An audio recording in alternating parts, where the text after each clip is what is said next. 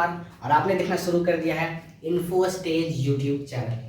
आज हम बेसिकली बात करने जा रहे हैं सीबीएसई बोर्ड में जो भी आप मैथमेटिक्स के अंदर टॉपिक्स पढ़ते हो, मैथमेटिक्स के अंदर जो भी आप टॉपिक्स पढ़ रहे हो, लगभग हम 7 यूनिट्स या फिर मॉड्यूल को पढ़ते हैं। वो 7 यूनिट्स मॉड्यूल के बारे में आज हम डिस्कस करने जा रहे हैं। आई मीन बेसिकली उसकी ब्लूप्रिंट हम जानने जा रहे हैं। मैथमेटिक्स एक है, मान सकते हो आप। तो उसके अंदर जो भी आप जैसे ब्लूप्रिंट, मैथमेटिक्स ब्लूप्रिंट क्या होता है, ये पूरे मैथमेटिक्स टॉपिक के अंदर हम जो चीज़ पढ़ेंगे उसके बारे में बात करेंगे। सो पूछते हैं, सो विकास बताओ ब्लूप्रिंट का मतलब क्या होता है। ब्लूप्रिंट ये बता रहे क्या, जो प्रिंट निकलवाने जा रहे उसको ब्लूप्रिंट करवाना है, वो ब्लूप्रिंट होता है? अरे नहीं है। ब्लूप्रिंट का मतलब क्या होता है, आपको मान लो बड़ा आदमी बनना है तो आप घर बनाओगे कहीं पर, हाँ है कि नहीं है? हाँ। तो घर बनाने के लिए आपको पहले क्या होना चाहिए, आप एक उस चीज़ का ब्लूप्रिंट बनाते हो। तो उसी तरह से उसमें कितने रूम्स होंगे, कौन से रूम का क्या नाम होगा। आप सुनते होंगे कि ये कॉटेज है, वो घर है, घर का नाम होता है। तो बेसिकली ये ब्लूप्रिंट जो है, मैथमेटिक्स एक घर है, एक नाम है। उस मैथमेटिक्स घर का हम क्या करने जा रहे हैं, बेसिकली उसमें कौन कौन से रूम होंगे, उसमें कौन कौन से टॉपिक पढ़े जाते हैं, उसकी हम बात करेंगे। ब्लूप्रिंट का मतलब समझ में आया?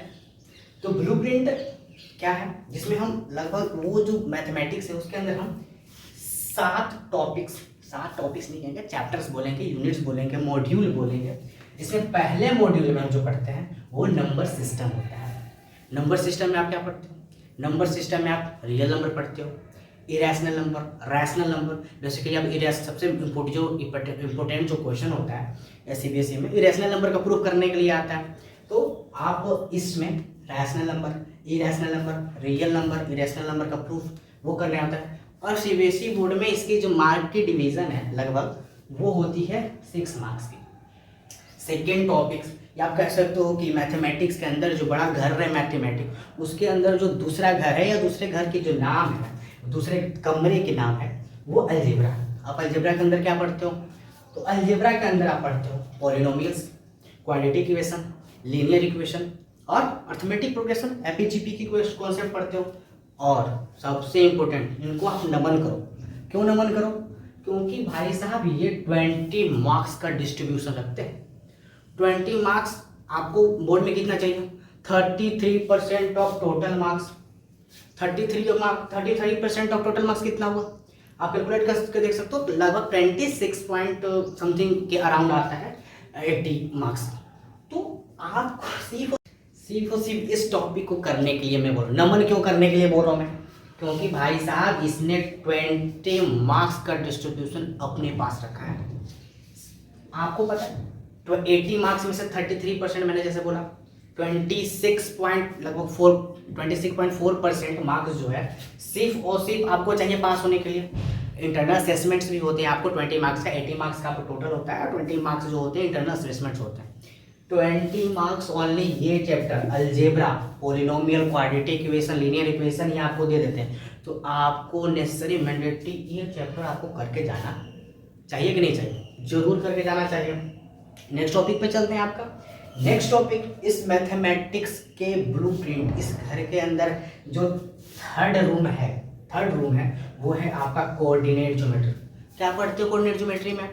कोऑर्डिनेट ज्योमेट्री में बेसिकली आप मिड पॉइंट फार्मूला पढ़ते हो, सेक्शन फार्मूला निकालना होता है उसमें। सेक्शन फार्मूला में बेसिकली क्वेश्चंस होते हैं ढेर सारे, बहुत सारे टॉपिक्स होते हैं, उसको कवर करेंगे हम क्लास के अंदर। बेसिकली अभी जैसे आप mid point formula, section formula पढ़ते हो, डिस्टेंस फार्मूला पढ़ते हो, बेसिकली ये टॉपिक्स कुछ होता है जो मैंडेटरी होता है। तो कोऑर्डिनेट ज्योमेट्री के अंदर आप ये पढ़ते हो।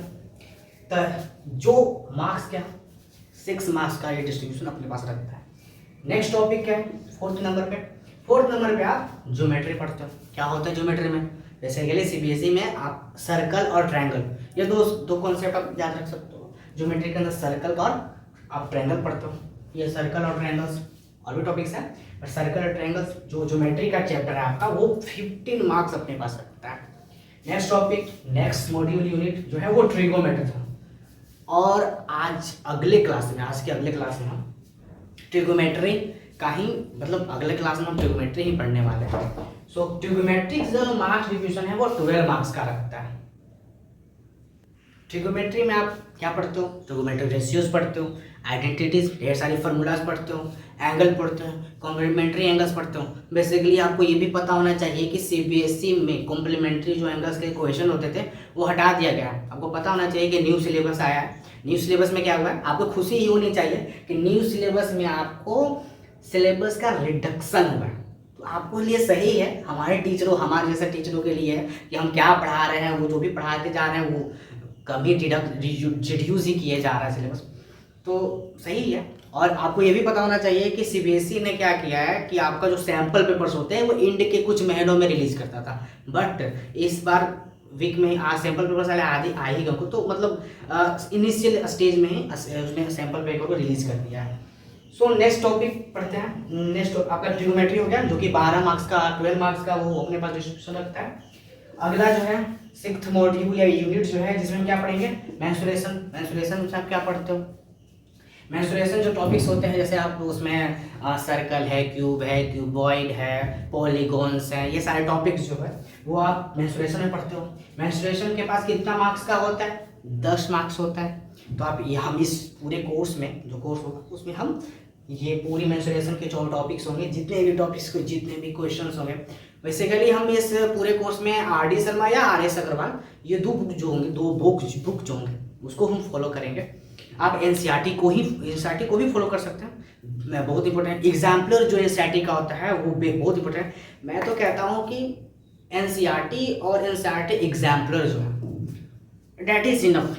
आप अगर एनसीईआरटी और एनसीईआरटी एग्जाम्पलर कर लेते हो, सफिशिएंट है एग्जाम के लिए, अगर आप अच्छे से कर लेते हो। हाँ, अगर आपको अलग से करना है तो आर एस अग्रवाल को करो, आर टी शर्मा बने तो आर टी शर्मा भी कर सकते हैं, इसमें कोई दिक्कत नहीं है। तो मेंस्ट्रुएशन जो है वो 10 मार्क्स का हो गया।